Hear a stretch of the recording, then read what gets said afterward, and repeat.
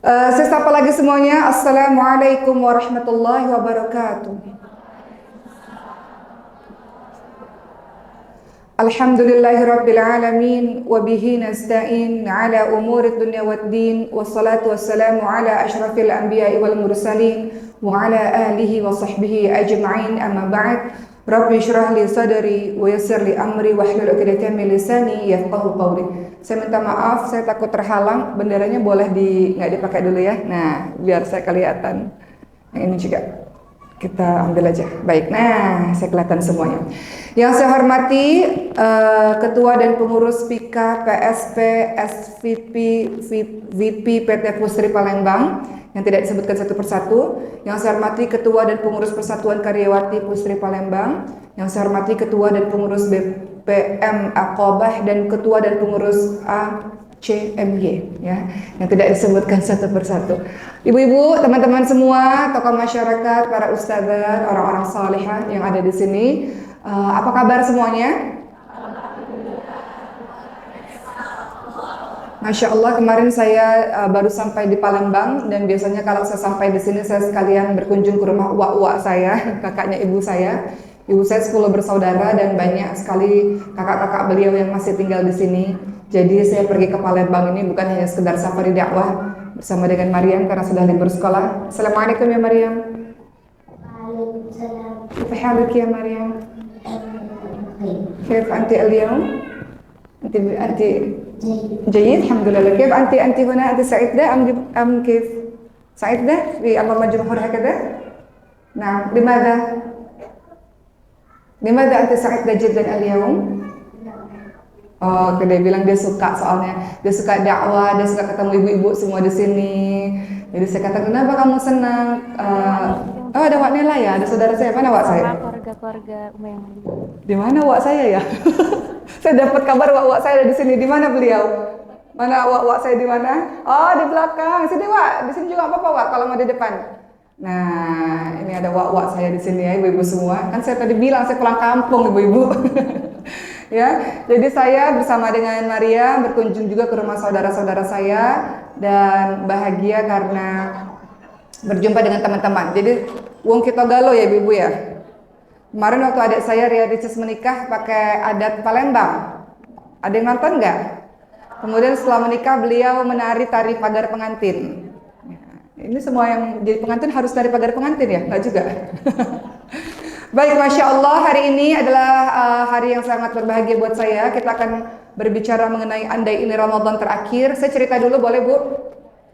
2 tahun yang lalu, ayah saya, Allahumma ghfir lahu warhamhu wa'afihi wa'fu anhu. Semoga Allah mengampuni dosa-dosa beliau, Allah berikan kasih sayang kepada beliau. Ayah saya ketika tidur, kemudian tidak bangun lagi, Ibu sekalian. Tentu kematian atau meninggal dunia seperti itu sangat mengejutkan bagi kami sekeluarga. Siapa yang sangka ayah kami yang sehat-sehat saja, yang baru saja ngobrol sebelumnya, tiba-tiba beliau ketika tidur tidak bangun lagi. Saya teringat betul di pagi hari itu tiba-tiba ibu saya mengirimkan gambar ayah saya dalam keadaan tertidur, dalam keadaan kaku, dan ketika saya melihat gambar tersebut kemudian tangan saya bergetar dan berpikir macam-macam, tapi masih berpikir coba ditekan dadanya, dan ibu saya belum bicara apa-apa. Pada saat itu adik saya Ria Ricis lagi ada di daerah timur ya, di atas gunung, nggak ada sinyal beliau itu. Saya flashback ke kejadian 2 tahun yang lalu. Kemudian saya dan adik saya nomor 2 kami tinggal agak berjauhan di daerah Jabodetabek, Jakarta, Bogor, Bekasi dan sekitarnya. Kemudian kami saling bersepakat untuk bertemu langsung di UGD. Saya katakan pada ibu saya, ibu kita kirim ambulans ke rumah dan kemudian kita langsung ketemu di rumah sakit. Ibu belum berucap apapun, ibu hanya mengirim foto saja. Dan kemudian kami sibuk di WhatsApp, kami mengatakan ditekan. Adik saya kebetulan dokter yang nomor 2 ibu sekalian. Adik saya mengatakan ibu tekan dadanya, gitu. Selalu ditekan. Dan ibu masih belum berucap apapun. Kami pun masih berpikir ketika di ambulans, orang ambulans udah ini kan, udah melakukan tindakan kan untuk papa seperti itu. Silakan, Insya Allah. Iya, silakan. Nenek bisa duduk? Bisa. Nanti oke, sebentar ya. Salam dulu. Sehat, Nek? Assalamualaikum. Kalau nggak susah duduk pakai ini, pakai kursi. Apa bisa? Enggak pakai kursi. Oh Enggak iya, bisa. iya. Oh iya. Assalamualaikum. Mariam duduk dulu, Mariam salim dulu nak.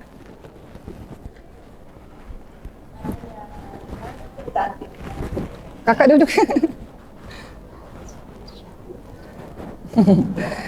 Saya lanjutkan ceritanya. Pada saat itu teman-teman sekalian, pada akhirnya kami bertemu di ambulans, dan ketika kami semua sampai di ambulans, keluar dari mobil ambulans, ayah saya sudah ditutup semuanya.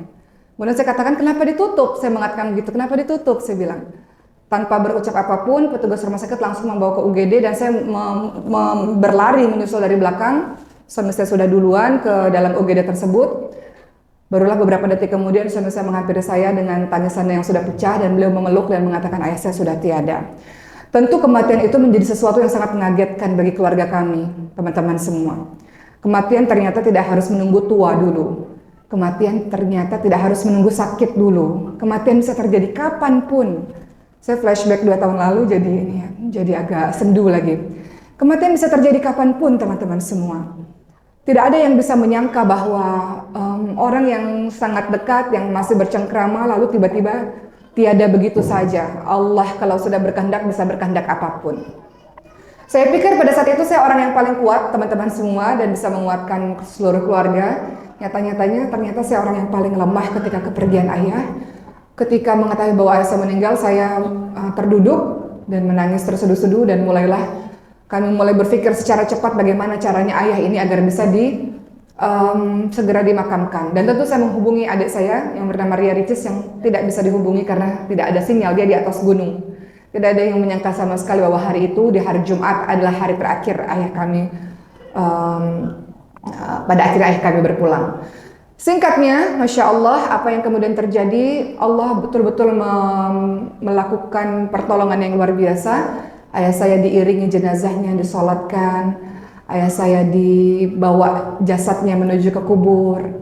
Proses itu ketika mengetahui ayah meninggal itu jam 10 pagi di hari Jumat. Sampai proses ayah selesai dimakamkan, itu jam 6 sore, teman-teman sekalian.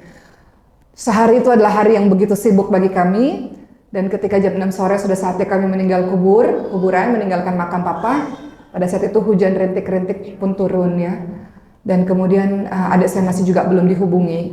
Namun kala itu adik saya nomor 2 mengatakan, Masya Allah, betapa indahnya wafatnya papa. Wafat di hari Jumat, wafat dalam keadaan yang tenang, wafat diiringi jenazahnya didoakan oleh ribuan para penghafal Quran. Indah sekali kematian yang ketika di akhir hidup kita diiringi oleh orang-orang soleh, para pencinta Quran. Kata adik saya nomor 2, saya tidak bisa bayangkan kalau kehidupan kita semua jauh dari ahlul Quran, jauh dari orang-orang yang soleh. Kebetulan Bapak dan Ibu sekalian, kami memiliki pesantren Quran sejak 7 tahun yang lalu, sehingga akhirnya teman-teman Quran inilah yang menjadi keluarga besar kami, yang senantiasa bersama dengan kami dalam suka dan duka, dan indahnya kematian bersama dengan orang-orang yang soleh.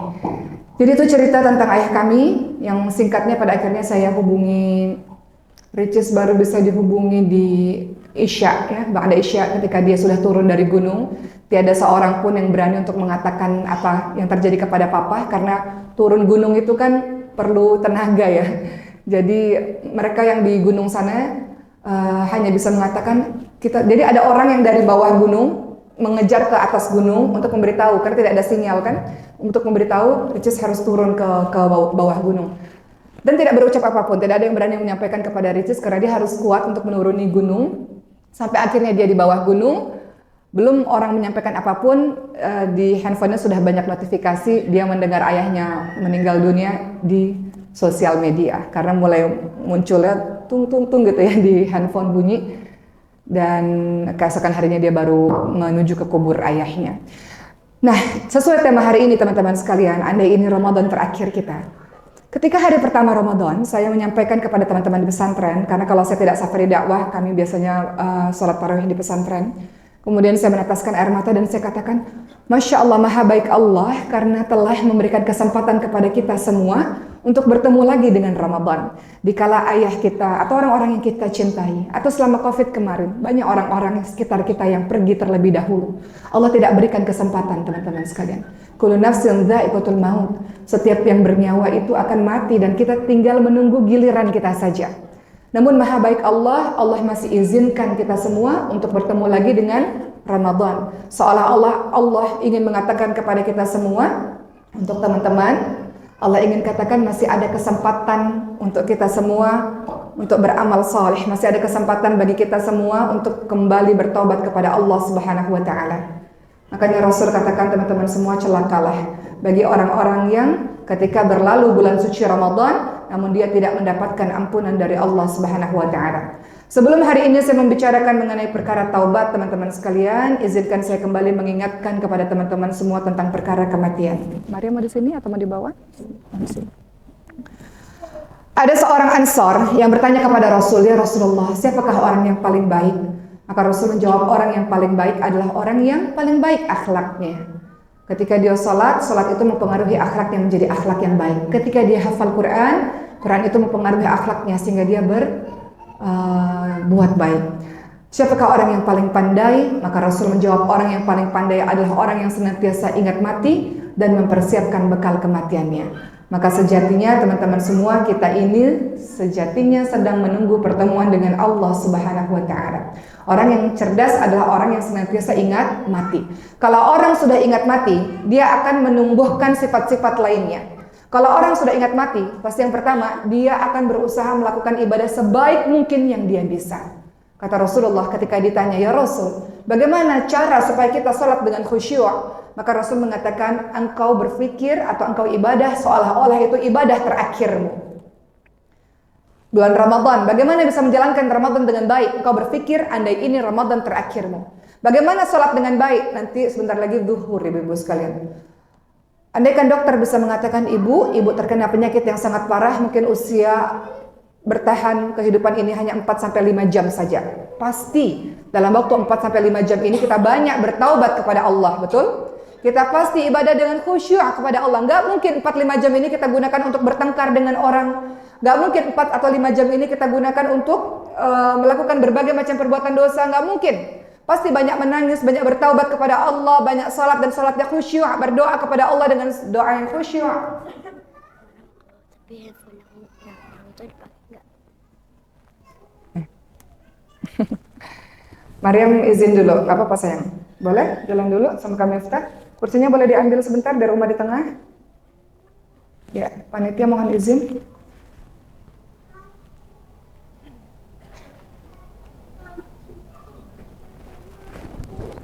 Ya. Baik, kalau kita ingat mati teman-teman sekalian, saya nasihat dari saya, karena saya teringat dengan berbagai macam kematian kemarin-kemarin, ya Rob. Cukuplah kematian itu menjadi penasehat untuk diri kita teman-teman semua. Kematian itu disebut sebagai pemutus kelezatan. Orang-orang yang ingat mati pasti yang pertama, dia akan khusyuk dalam berbagai macam ibadahnya, karena dia tahu tidak ada kesempatan untuk bisa ibadah di hari-hari berikutnya, di waktu-waktu berikutnya. Pastilah dia akan banyak bertaubat kepada Allah dengan tetesan air matanya. Pastilah dia akan banyak minta maaf kepada semua orang yang telah ia lukai, karena sebentar lagi waktunya habis. Dia akan senantiasa khusyuk dalam sholatnya. Kedua, orang yang senantiasa ingat mati, teman-teman sekalian, pastilah dia menjadi orang yang tawadhu', orang yang rendah hati. Pasti dia jadi orang yang rendah hati. Lawan rendah hati adalah sombong. Dia tahu ketika dia mati nggak mungkin jasadnya itu mandi sendirian, nggak mungkin jasadnya itu masuk ke liang lahat sendirian. Dia perlu pertolongan dari semua orang untuk bisa mengurusi jenazahnya yang tak berdaya itu. Orang-orang yang ingat mati akan tahu bahwa dirinya akan masuk ke lubang yang kecil itu. Dirinya tak berarti apa-apa. Semua harta yang dia punya tak berarti apa-apa. Semua jabatan yang dia punya tak berarti apa-apa. Semua ilmu kecerdasan yang dia punya tak berarti apa-apa. Dia cuma seonggok jasad, cuma seonggok daging yang sudah tak berdaya lagi ketika dia sudah mati. Maka orang-orang yang ingat mati, pastilah dia adalah orang-orang yang tawadhu', dia rendah hati di hadapan sesama manusia lainnya. Dia menyadari bahwa kelak dia bukan apa-apa. Semuanya akan dia lepaskan, tak berarti apa-apa. Yang ketiga, ketika dia ingat mati, teman-teman sekalian, pasti dia takut berbuat zalim. Dia takut berbuat jahat. Kenapa? Karena dia tahu kalau dia mati nanti masuk ke akhirat, dia kira dia membawa pahala puasa, membawa pahala mengaji, membawa pahala qiyamul lail. Namun ada orang yang pernah dia sakiti. Orang tersebut mengatakan kepada Allah, "Ya Allah, tunggu dulu ya Allah. Jangan masukkan dia ke syurgamu wahai Allah. Walaupun banyak ibadahnya kepadamu ya Allah, tapi dia zalim kepada saya ya Allah. Dia jahat sekali kepada saya ya Allah. Lisannya, perbuatannya menyakiti saya dan dia belum minta maaf kepada saya ya Allah. Saya menuntut keadilan kepadamu ya Allah akan rasa sakit yang saya derita selama ini di dunia akibat perbuatannya, maka tunjukkanlah keadilanmu wahai Allah." Maka orang yang menuntut ini, yang dia zalimi selama di dunia ini, apa yang membuat pada akhirnya orang tersebut menjadi orang yang paling bangkrut kata Rasul? Sebab pahala puasanya, pahala mengajinya, pahala salatnya, seluruh pahala-pahala kebaikannya akan diberikan kepada orang yang dizalimi. Belum cukup, orang yang dizalimi ini punya banyak dosa, dosanya pun diberikan kepada orang yang jahat itu. Maka biasanya orang-orang yang senantiasa ingat mati, dia akan sangat takut berbuat jahat, sangat takut berbuat zalim, karena takut akan di mana hari ada orang-orang yang menuntut dia. Maka takutlah kita kalau kita berbuat zalim, kemudian ada orang mengatakan, "Saya akan menuntut engkau di hari akhir nanti. Mungkin di dunia saya tidak bisa berbuat apa-apa, tapi Allah Maha Adil dan Allah tahu setiap perbuatan zalim yang engkau lakukan kepada saya." Hati-hatilah dengan orang-orang yang menuntut kita di hari akhir nanti, teman-teman sekalian. Ya, jadi masya Allah. Ya, orang-orang yang senantiasa ingat mati, dia pasti tidak panjang angan-angan. Artinya dia tahu bahwa waktunya sempit. Rasul katakan umatnya Rasul ini hanya 60 sampai 70 tahun saja. Kita ibu-ibu, teman-teman semua yang sudah berusia 40 tahun itu sudah jadi titik balik untuk mempersiapkan diri menuju kematian, bertemu dengan Allah Subhanahu wa taala. Orang-orang Madinah di zaman dulu itu sebelum 40 tahun masih sibuk dengan urusan dunia, masih banyak berkumpul dengan teman-teman sana sini. Tapi ketika sudah menjelang 40 tahun, mereka semakin berpikir untuk persiapan menuju kepada Allah Subhanahu wa taala. Usia 40 tahun kalau masih banyak maksiatnya, khawatir di usia-usia selanjutnya akan susah untuk bertaubat kepada Allah Subhanahu wa taala. Usia 40 tahun titik perubahan bagi kita semua untuk menuju kepada Allah Subhanahu wa taala. Apalagi orang-orang yang sudah soleh sejak mudanya, teman-teman semua. Ya, makanya dikatakan ada 7 golongan orang yang Allah naungi nanti di hari akhir. Siapakah mereka? 7 golongan itu yang Allah naungi di padang mahsyar. Kita ini ketika kita meninggal dunia masuk alam kubur. Setelah masuk alam kubur, masuk ke padang mahsyar. Di padang mahsyar itu kita dalam keadaan tak berbusana. Matahari diletakkan di atas kepala kita. Kita ditenggelamkan dengan keringat kita masing-masing sesuai dengan dosa kita selama di dunia.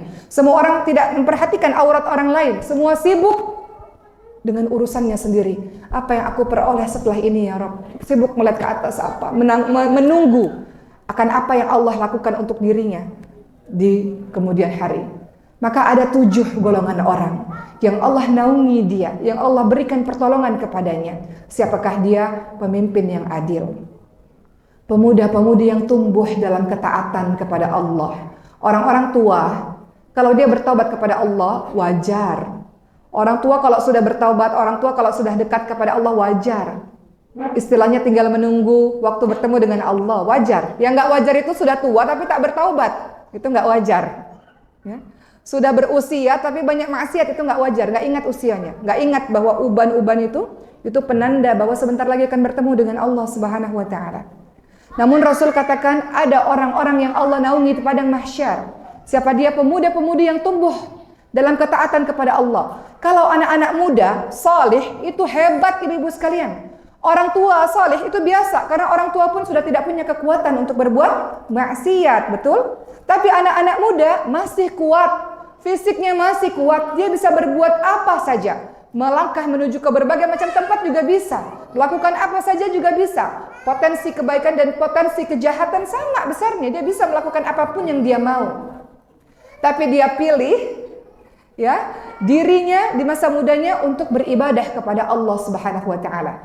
Jadi beruntunglah anak-anak muda yang nafsu syahwat bergejolak, engkau redam, engkau memilih untuk taat kepada Allah Subhanahu wa taala. Engkau buat maksiat gampang karena engkau fisiknya masih kuat. Namun anak-anak muda kita memilih untuk menghafalkan Quran ya Rabb. Anak-anak muda kita memilih untuk berada di jalan Allah Ya Allah, indahnya ketika kita lihat anak-anak muda yang kuat, yang hebat, yang cerdas, memilih untuk taat kepada Allah. Maka Allah hargai itu. Anak-anak muda yang taat kepada Allah Subhanahu wa taala, tumbuh dalam ketaatan kepada Allah. Orang-orang yang memakmurkan masjid. Orang-orang yang cinta masjid, dia memakmurkan masjid, dia mendapatkan naungan dari Allah Subhanahu wa taala. Betapa indahnya Ramadan ini masjid-masjid ramai. Maka harapannya semakin berjalannya hari, soft juga jangan semakin maju. Hari pertama softnya penuh sampai belakang.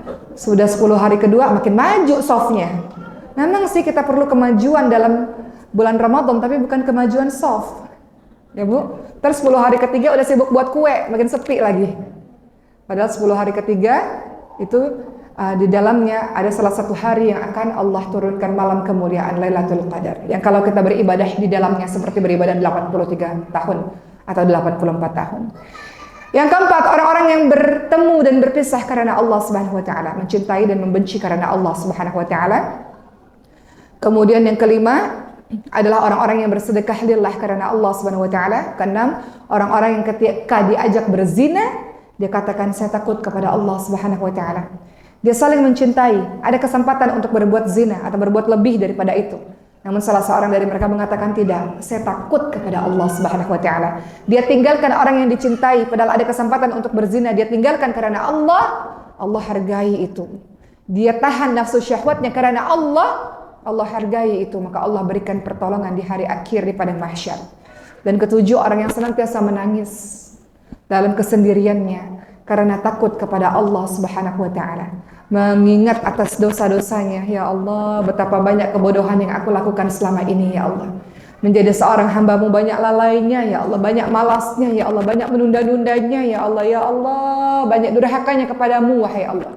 Ya Allah, Engkau maha baik, Engkau telah menutupi seluruh aib dan dosaku, ya Allah. Namun aku masih terus melakukan. Kadang-kadang kita nggak tahu malu, teman-teman semua. Kenapa ada orang yang masih memuji-muji kita? Kenapa ada orang yang masih sayang, memberikan salam penghormatan kepada kita, seakan-akan kita ini orang yang saleh luar biasa. Kita ini bukan orang yang saleh, teman-teman semua. Kenapa orang sayang pada kita? Orang mau berteman kepada kita, bukan sebab baiknya kita, namun sebab Allah menutupi siapa sesungguhnya dirimu. Sebab Allah menutupi aib-aib yang kita lakukan selama ini. Sebab Allah menutupi kejahatan, kemaksiatan yang kita lakukan. Itu sebabnya orang-orang masih lihat kita dengan pandangan yang begitu indah. Jikalau Allah membuka siapa sesungguhnya diri kita, niscaya tidak ada seorang pun yang mau berdekatan dengan kita saking menjijikkannya diri kita ini. Coba ingat-ingat lagi, apa dosa yang sudah kita lakukan di bumi Allah ini, yang Allah lihat setiap detik yang engkau lakukan. Apa yang sudah kita lakukan dalam kesendirian kita itu? Apa yang sudah kita lakukan dalam sembunyi-sembunyi kita itu? Tak pantas rasanya orang-orang memuji-muji kita, betul teman-teman semua? Orang yang banyak dosanya, berlumur dosanya, nggak pantas sebetulnya. Namun maha baik Allah, Allah masih menutupi semua kejahatan kita. Allah masih menutupi semua maksiat dan dosa-dosa kita. Orang masih hormat kepada kita, orang respect kepada kita, orang berlaku baik kepada kita. Bukan sebab kita baik, melainkan sebab Allah menutupi dosa-dosa kita. Maka kadang-kadang kita merenung, kita mengalirkan air mata, maha baik Engkau ya Allah, banyak dosa ini. Kita ini kurang ajar. Banyak sekali dosa yang masih terus kita lakukan, padahal Allah tutup terus, Allah tutup terus. Bahkan yang lebih kurang ajarnya lagi, mohon izin saya mengatakan kata seperti ini. Ada orang yang terang-terangan, sudah Allah tutup dosa itu. Sudah Allah tutup rapat-rapat aib itu. Dia bangga menceritakannya ke depan banyak orang. Makanya dikatakan ada dosa-dosa yang tak terampuni, yakni ketika Allah sudah menutupi dosanya, dia ceritakan kepada orang lain dengan begitu bangga. Jadi banyak kita merenung dan menangis, ya Allah, banyaknya dosa ya Allah. Banyaknya lalai kepadamu ya Allah. Jarang berinteraksi dengan Quran ya Allah. Salat masih menunda-nunda ya Allah. Nggak istiqamah ya Rabb. Padahal semua kebaikan sudah Allah berikan kepada kita. Nggak tahu diri kita ini teman-teman semua. Banyak dosa yang kita lakukan di hadapan Allah Subhanahu wa taala. Kemudian kita merenung lagi. Sebagai seorang anak, dosa kita banyak kepada kedua orang tua. Ayah saya meninggal, saya masih ada rasa penyesalan ibu-ibu sekalian. Saya rasa saya belum berbakti penuh kepada ayah saya. Karena pada saat itu saya mengatakan, ayah kita akan medical check up ke rumah sakit. Namun saya terlampau sibuk ibu-ibu sekalian. Maka saya tunda sampailah ayah saya meninggal dunia. Itu penyesalan yang terbesar bagi saya. Sehingga sekarang pelajaran yang berharga, setiap kali ibu saya mengeluh sakit apapun, saya bersegera untuk membawa ibu saya menuju ke dokter. Apapun saya tinggalkan untuk saya bawa ibu saya. Saya tidak mau mengulangi kesalahan yang sama yang seperti saya lakukan kepada ayah saya. Jadi kalau kita merenung teman-teman sekalian, banyak sekali dosa kita kepada kedua orang tua kita. Orang tua kita yang masih ada banyak dosanya. Kadang-kadang kita sakiti hatinya dengan sok pintarnya kita ini. Kadang-kadang kita ini merasa yang paling tahu, merasa yang lebih berilmu, merasa yang lebih paham. Kadang-kadang kita marahi orang tua kita. Ada anak-anak yang menitipkan anak kita ini kepada ibu kita. Kemudian ibu kita salah didik, kita marahi ibu kita. Masih untung ibu kita mau jaga anak kita. Masih banyak protes kita kepada ibu kita. Jadi banyak sekali dosa-dosa kita kepada kedua orang tua kita. Tangisi itu di bulan Ramadan ini. Bermuhasabah diri, introspeksi diri, merenungi akan kenapa kita bisa baik pada orang lain. Kepada orang tua sendiri kadang-kadang kasar, kadang-kadang ketus, kadang-kadang melukai hatinya. Orang tua kita yang sudah meninggal pun nggak kita berbuat baik kepadanya. Padahal Rasul katakan, ada cara kalau engkau mau berbuat baik kepada orang tuamu yang sudah meninggal dunia. Pertama, beristighfar untuknya. Setiap kali ingat, setiap kali lihat fotonya, setiap kali lihat tempat yang dimana beliau ada, dan kemudian teringat bayangnya, jangan engkau berlalu begitu saja. Doakan. Rabbighfirli wali walidayya warhamhuma kama rabbayani shaghira. Allahumma ighfir lahu warhamhu wa'afihi wa'fu anhu. Doakan. Kata orang tua kita, ya Allah, kenapa saya naik lagi ke tingkat syurga berikutnya? Tingkatan syurga itu ada 100 ibu sekalian. Kenapa naik lagi ke tingkatan syurga berikutnya? Kata Allah, sebab istighfar dari anak-anakmu. Ya Allah, kok aku naik lagi ke tingkatan syurga berikutnya? Apa yang sebenarnya terjadi? Sebab anak-anakmu beristighfar untukmu. Setiap kali istighfar, doa yang kita panjatkan agar Allah mengampuni dosa orang tua kita naik ke tingkatan syurga berikutnya. Naik lagi, naik lagi, naik lagi. Begitu pula anak-anak penghafal Quran yang memberikan mahkota dan jubah kemuliaan. Kata orang tua, kenapa ya Allah aku dimuliakan sekali di hari akhir, dapat mahkota yang luar biasa, dapat jubah kemuliaan. Kata Allah, sebab anak-anakmu yang menghafalkan Al-Quran. Itu sebabnya banyak di pesantren kami anak-anak yatim du'afa, anak-anak berprestasi dari seluruh Indonesia. Ketika ditanya, kenapa engkau menghafalkan Quran? Kata beliau, semasa di dunia kami belum sempat berbakti dengan kedua orang tua. Kami pun bukan orang yang kaya raya yang bisa membahagiakan orang tua kami. Tapi kami berharap dengan hafalan Quran kami, walaupun tidak bisa membahagiakan di dunia, namun kami berharap di akhirat ibu kami dimuliakan, ayah kami dimuliakan oleh Allah Subhanahu wa Ta'ala.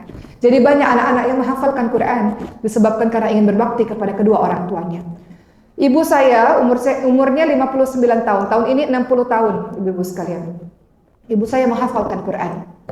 Saya tanya ibu saya sekarang sudah hafal 10 juz. Kemarin September wisuda 10 juz. Sekarang sepertinya sudah bertambah. Saya katakan, ibu, kenapa di usia senja masih menghafalkan Quran? Apa kata beliau? Ingin berbakti kepada ayah dan ibunya. Ingin memberikan mahkota kemuliaan dan jubah untuk sang ibu dan ayah yang sudah tiada. Begitu katanya. Berapapun usia kita tetaplah seorang anak bagi orang tua kita, betul? Maka berlomba-lombalah untuk berbakti kepada kedua orang tua kita. Kata Rasul, selain berdoa dan beristighfar untuknya, jalankan wasiatnya. Apa wasiatnya ketika beliau hidup? Ketika wasiat itu baik, kau jalankan. Bersedekah atas namanya, jalin tali hubungan silaturahmi dengan orang-orang yang beliau cintai. Kemudian sesekali engkau berziarah kubur agar engkau ingat bahwa engkau pun akan kembali kepada Allah Subhanahu wa Ta'ala, akan menyusul mereka. Kemudian banyak menangis kepada Allah, bertaubat kepada Allah atas dosa yang sangat banyak sebagai seorang istri.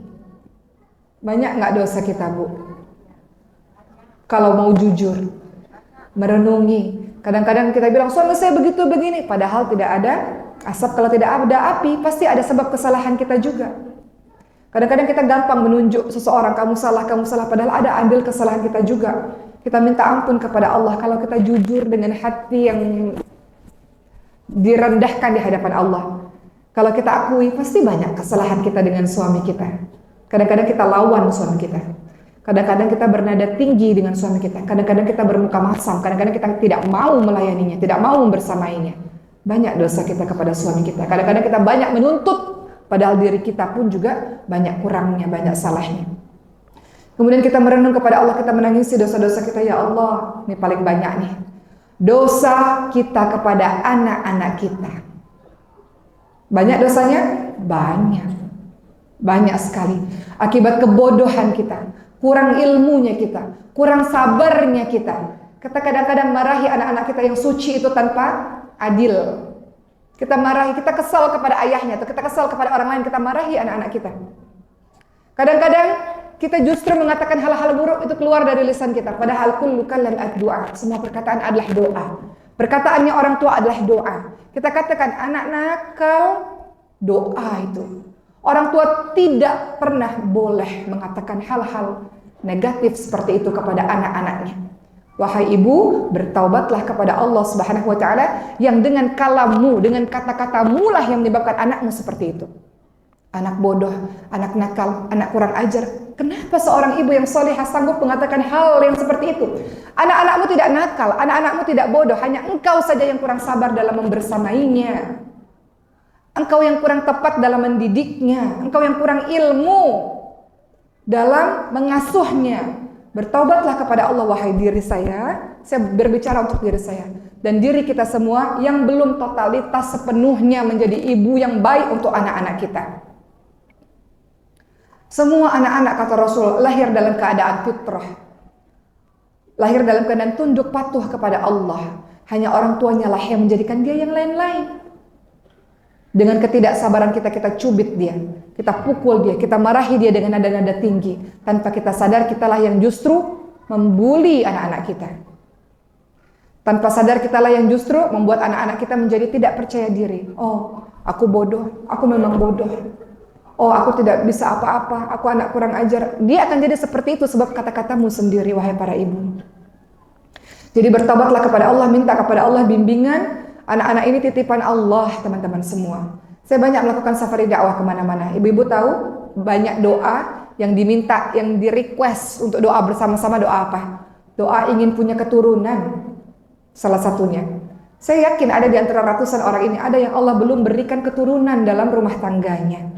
Anak-anak kita dengan mudah Allah berikan dalam kehidupan kita.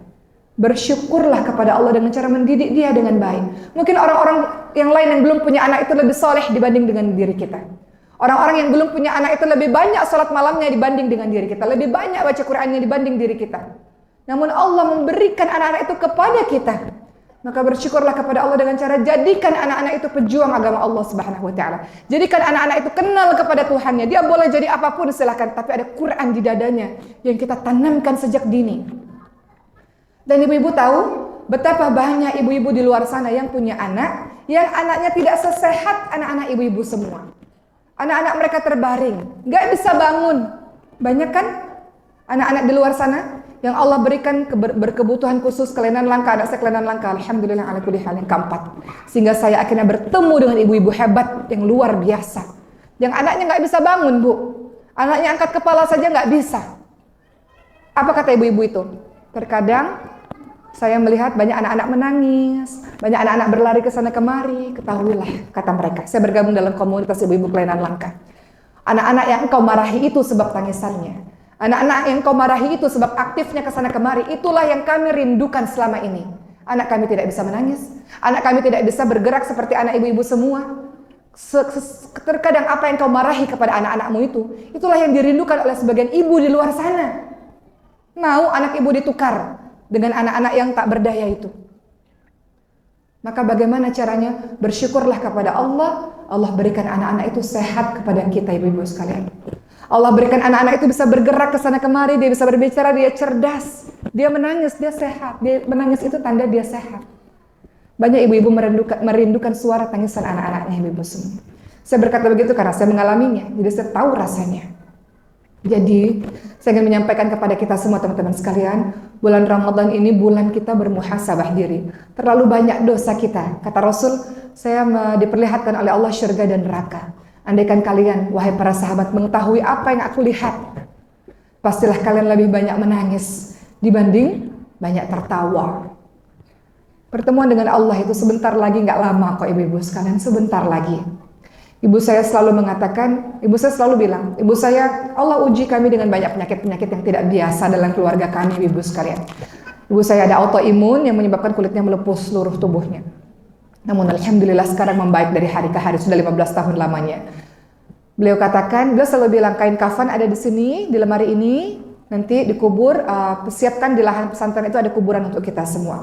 Jadi perkataan kematian itu menjadi percakapan sehari-hari bagi kita semua.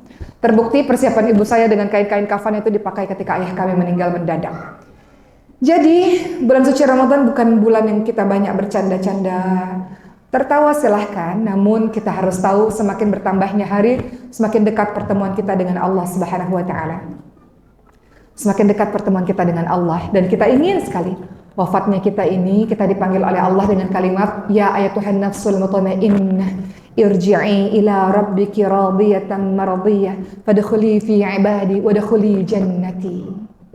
Saya baca itu Bu, ketika saya operasi sesar anak kedua, saya rasa saya nggak bisa nafas Bu. Dan saya rasa mungkin ini akhir hidup saya, karena HB saya sangat rendah pada masa itu. Saya kesulitan nafas, saya nggak tahu, saya kadang ada, kadang saya nggak sadar. Kemudian di kepala saya, ya ayatuhan nafsul mutmainnah irji'i ila rabbiki radiyatan mardiyah fadkhuli fi ibadi wadkhuli jannati. Sudah bersiap-siap pada saat itu.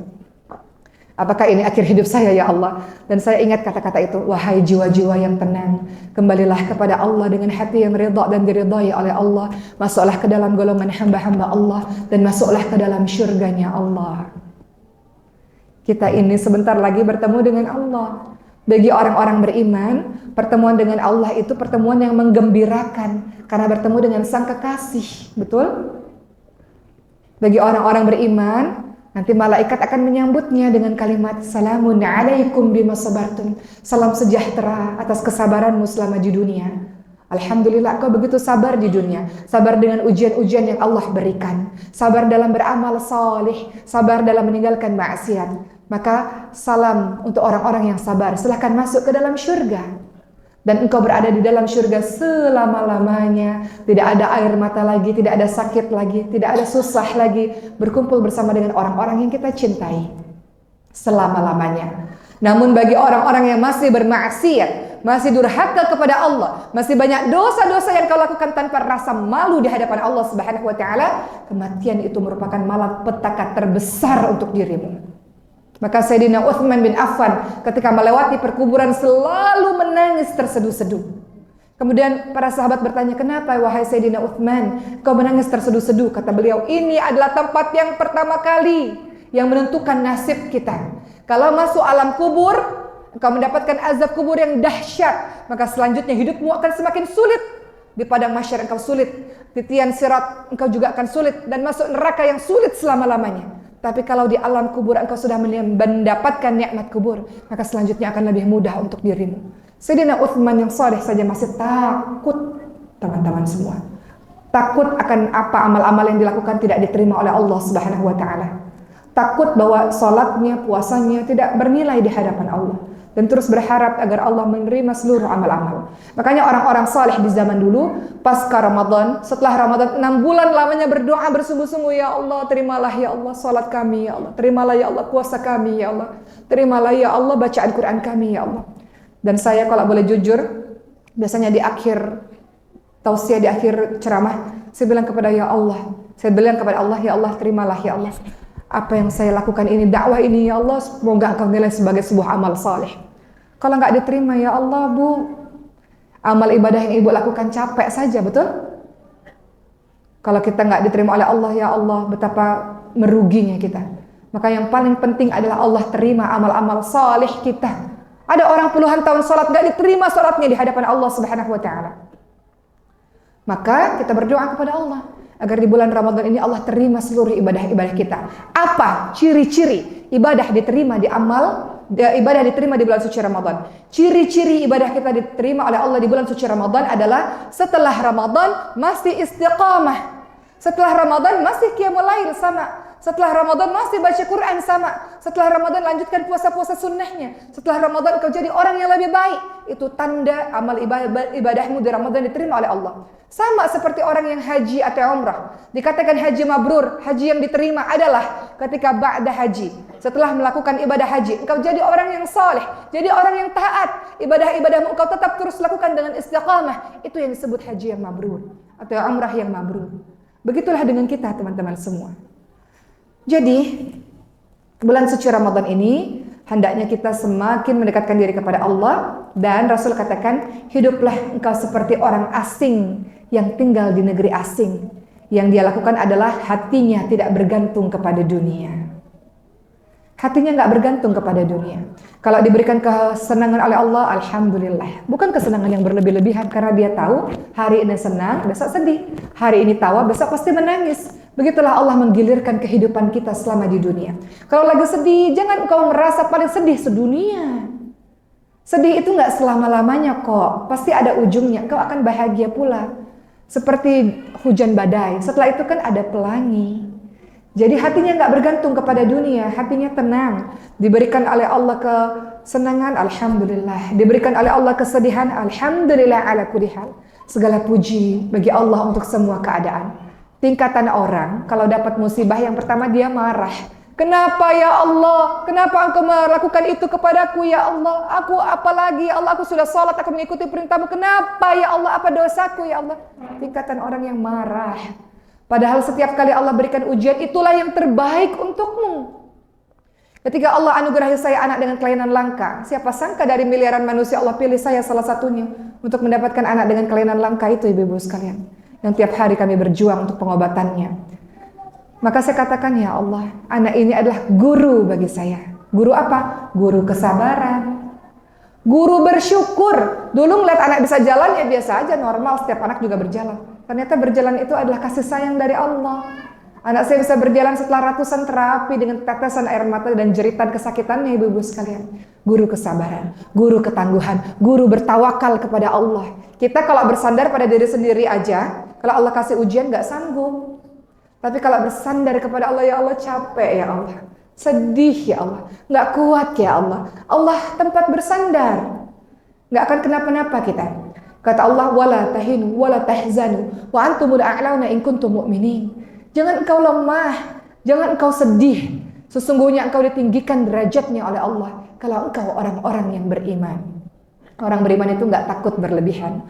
Orang beriman itu enggak sedih berlarut-larut. Dia tahu dia punya Allah dan semua akan baik-baik saja selama dia bergantung kepada Allah Subhanahu wa taala. Berikutnya teman-teman sekalian, seorang mukmin hendaknya di dunia dia mempersiapkan bekal kematiannya untuk menuju ke kampung akhirat. Setiap detik kehidupannya berpikir, apakah ini amal ibadah ya Allah? Kalau ini bagian dari amal ibadah, aku lakukan ya Rabb. Orang-orang bertanya, oke, sampai kapan mau dakwah? Dakwah itu teman-teman tahu tidak? Kalau saya boleh cerita, saya punya harapan juga. Saya juga sedang meminta kepada Allah. Dalam setiap dakwah saya mengatakan kepada Allah, bukankah doa itu dikabulkan dengan perantara amal soleh, teman-teman semua. Maka saya katakan, ya Allah, mudah-mudahan kalau engkau terima dakwah ini, ya Allah, dengan wasilah amal soleh, kalau engkau nilai ini amal soleh, mudah-mudahan pahala ini sampai kepada ayah saya, ya Allah, dan semoga ini jadi jalan untuk anak kami, ya dengan kelainan langka itu disehatkan, disembuhkan oleh-Mu, wahai Allah. Jadi kalau kita berbuat baik teman-teman sekalian, itu jadi perantara doa-doa kita dikabulkan oleh Allah Subhanahu wa taala. Minta sama Allah nggak ada masalah. Minta sama orang lain baru itu yang jadi masalah. Kita bergantung sama manusia berujung kecewa. Tapi minta sama Allah nggak ada masalah. Jadi amal-amal saleh, banyaklah berbuat amal-amal saleh itu. Dengan begitu engkau bisa minta apapun kepada Allah Subhanahu wa taala dan doa-doamu dikabulkan dengan perantara dengan wasilah amal saleh itu. Kemudian teman-teman sekalian, nasihat juga kepada saya dan diri kita semua. Mempersiapkan bekal kematianmu, hendaklah kita tidak pernah gelisah ketika ada orang-orang yang mendapatkan dunia. Gak perlu kita gelisah teman-teman sekalian, ya. Gak perlu kita gelisah, kita menjadi orang yang ketika dia dapat kok dunianya luar biasa ya, dia dapat harta yang baik, dia keluarga yang baik, sementara kehidupan kami seperti ini. Apa kata Rasul? Apa kata Hasan Al-Basri? Hasan Al-Basri berkata, seorang mukmin di dunia seperti orang yang asing, tidak pernah gelisah terhadap orang yang mendapatkan dunia, tidak pernah saling berlomba dengan penggila dunia. Penggila dunia memiliki urusannya sendiri. Orang asing yang ingin kembali ke kampung akhirat punya urusannya sendiri. Dia sibuk dengan perbekalannya menuju kepada Allah Subhanahu wa taala. Namanya musafir. Musafir itu orang yang sedang dalam perjalanan, tidak punya niatan untuk menetap sama sekali di tempat itu. Betul Bu? Kita ini nggak menetap selamanya di dunia, nggak menetap. Orang asing itu, kita ini musafir di dunia, kita ini terus menelusuri jalan, ya, sampai ujung akhirnya yaitu kematian. Kita ini sedang terus berjalan, kita nggak menetap selamanya di sini. Terus menusuri jalan kita sampai ke tempat akhirnya yaitu kematian. Maka yang kita lakukan adalah terus mencari bekal untuk safarnya supaya bisa sampai di ujung perjalanan dengan baik dan tidak punya keinginan untuk terus memperbanyak kesenangan dunia karena kita ingin sibuk dalam menambah bekal-bekal kita insyaallah. Ya. Ada seorang yang pernah bertanya pada seorang ulama. Ya. Seorang ulama pernah bertanya pada seseorang, Beliau berkata, "Berapa umur yang sudah engkau lewati selama ini?" Lalu dikatakan, "Sudah 60 tahun.